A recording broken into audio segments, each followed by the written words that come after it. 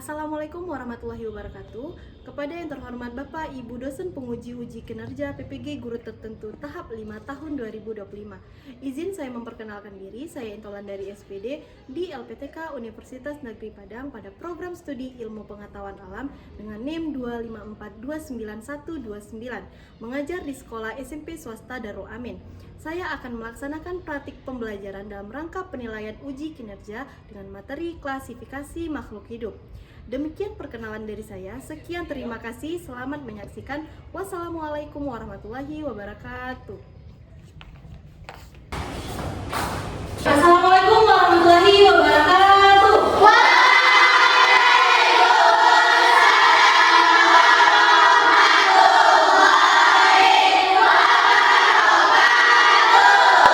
Alhamdulillah, semangat semua ya.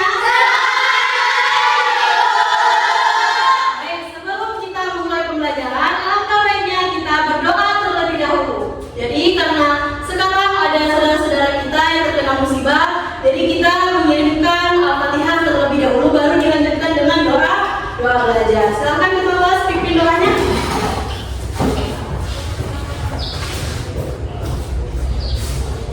Berdoa dimulai.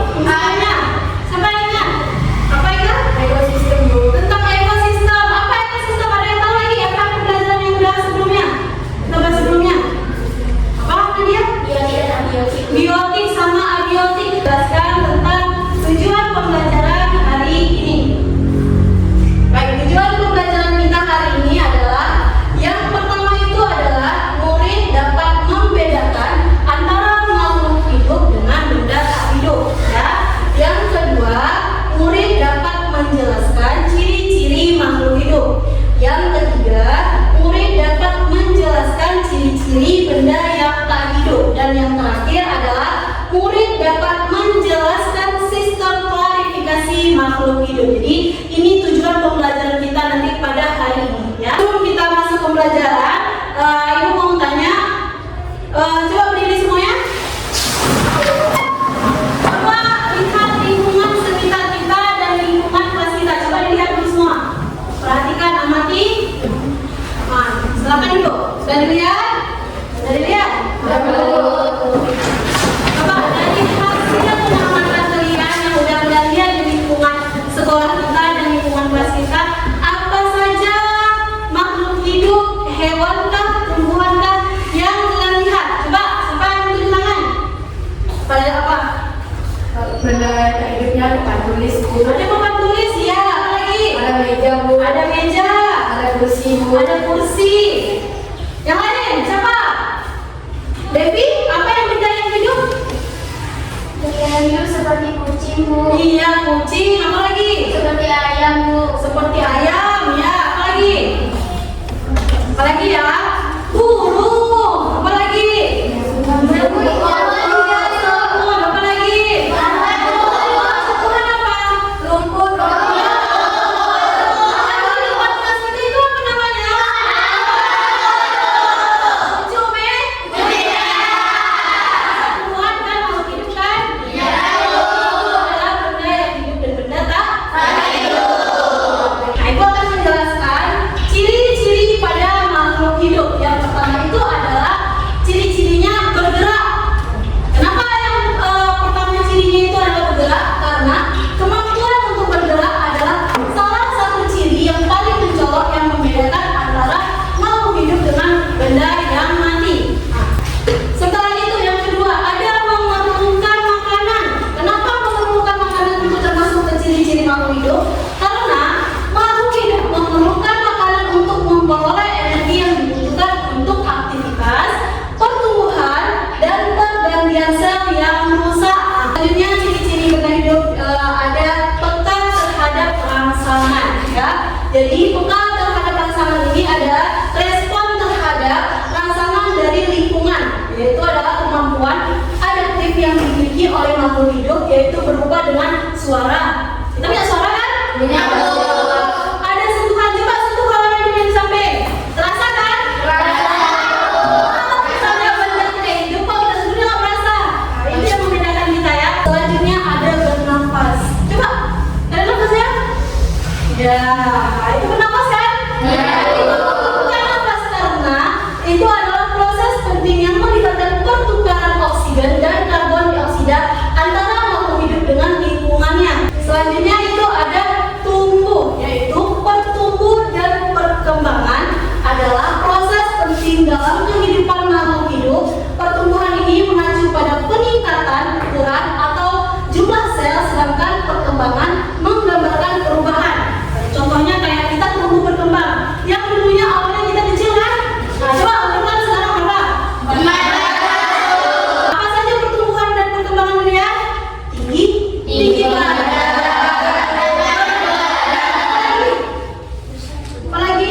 Suara, Bu. Iya, suara. Apa lagi selain suara? Perkembangan apa selain suara? Muka. Berubah nggak muka kita dulu? Kalau kita tidak ada pertumbuhan atau perkembangan, muka kita baik terus kan? Sampai kita dewasa, makanya kita butuh pertumbuhan dan perkembangan. Dan selanjutnya adalah mengeluarkan zat sisa. Mengeluarkan zat sisa ini adalah mengeluarkan metabolisme atau aktivitas sel yang tidak dibutuhkan oleh tubuh kita. Selanjutnya adalah berkembang biak atau reproduksi. Misalnya kita harus menikah dulu kan baru bisa punya keturunan. Kalau misalnya benda mati nggak perlu dia kan? Nggak perlu dia menikah dengan meja yang sama kan? Nggak perlu kan untuk menghasilkan meja yang satu lagi, nggak perlu kan? Nah, kalau kita harus mengawinkan antara kelamin jantan dan kelamin betina menghasilkan keturunan. Yang membedakan ciri-ciri pada makhluk hidup yang benda tak hidup. Seterusnya lagi ada beradaptasi. Di mana adaptasi itu adalah kemampuan makhluk hidup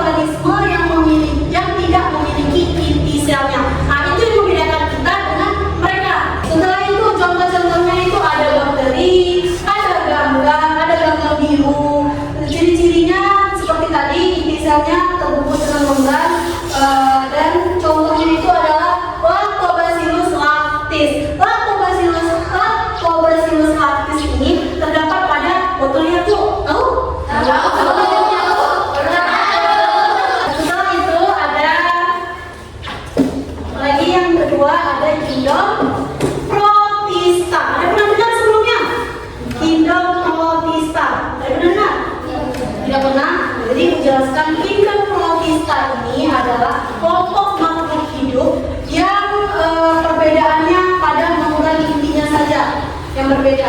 Induk protista ini dia memiliki membran, memiliki inti sel. Yang tadi kan nggak memiliki inti sel. Nah, kalau protista itu dia memiliki inti selnya. Beda kan sama yang merah tadi? Nah, setelah itu ukurannya tergolong cukup beragam, mulai dari berukuran mikroskopis yang kecil sampai berukuran makroskopis yang agak lumayan besar. Nah, yang di sini gambarnya apa? Ada yang tahu gambar apa? Nah ya, ini gambar paramecium. Dia terdapat pada genangan air. Ada yang pernah pergi ke sawah? Pernah Kan ada air yang dekat jerami padi. Nah, di situ makanya kalau kalian pergi ke sawah, makanya gatal-gatal pulang-pulang kan? Itulah dia yang menyebabkan gatal-gatalnya tadi. Karena dia sebenarnya sebagai parasit. Setelah itu ini ada amoeba sama paramecium juga sama-sama kecil yang tidak bisa dilihat. Sama-sama parasit juga. Selanjutnya ada kingdom fungi. Di mana kingdom fungi ini adalah kelompok organisme eukaryotik heterotrof. Heterotrof itu artinya dia memperoleh makanan dengan bantuan orang lain atau organisme yang lainnya. Nah, tumbuh jamur ini berbenang-benang. Apa yang berbenang-benang, Bu? Ini. Coba kalian lihat. Kan dia seperti garis-garis putih kan? Itu yang kita katakan dengan hifa. Ada yang namanya hifa di sini? Ada. Jadi hifa itu adalah yang benang-benang halus terdapat pada jamur yang membentuk jaring-jaring miselium. Jadi ciri-ciri utama pada jamur ini adalah dia memiliki dinding sel yang terdapat dari zat kitin. Jadi zat kitin ini dia coba kalau masuk ke dalam jamur ada ciri-cirinya kan di atas? Ada. Terus ada juga bintik-bintik kecil-kecilnya. Itulah yang dikatakan dengan zat kitin. Ya, paham? Jadi tanya lagi ya, kalau yang tidak tahu apa itu zat kitin. Terus dindingnya ini mengandung kitin bersifat eukaryotik dan bereproduksi secara aseksual.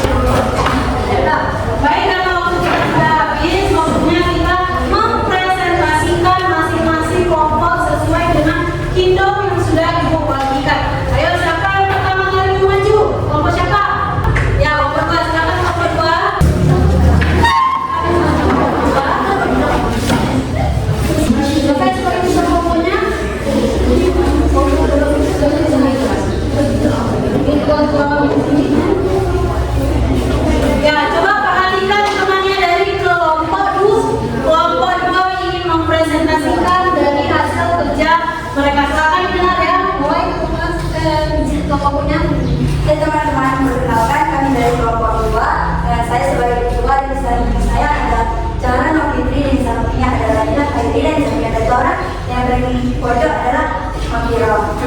Kami dari kelompok 2 yang mempresentasikan materi kami dengan judul Hidromonera. Hidromonera bentuknya bentuk batang atau bisa bilang gaseous dan yang ini bentuk bulat. Keterangannya, Hidromonera adalah kelompok organisme prokaryotik yang paling sederhana dari gunung. Jadi yang tidak memiliki inti sel yang terbungkus membran membranous serta organ membran lainnya seperti mitokondria atau kloroplast. Organisme ini termasuk bakteri dan archaea.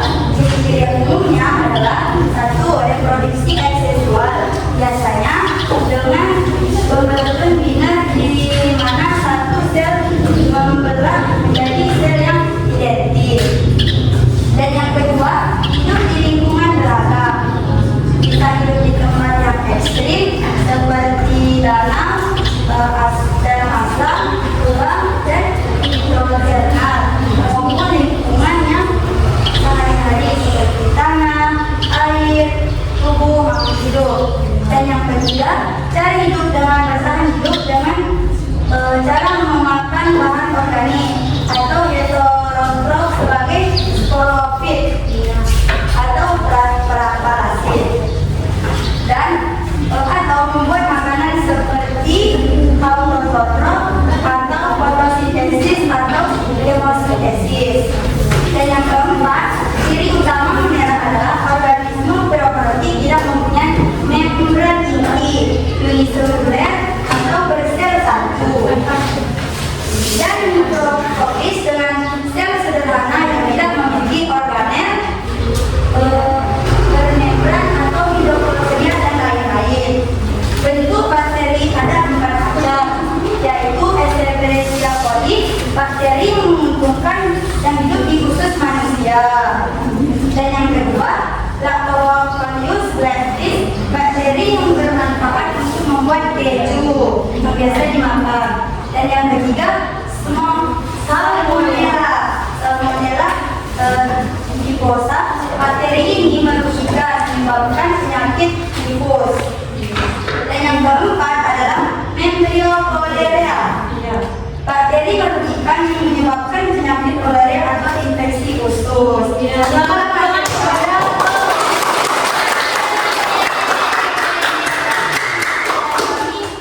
warahmatullahi wabarakatuh. Baik, sudah selesai presentasi atas 5 kelompok-kelompok Kelamai, Monera, Kotista, lagi.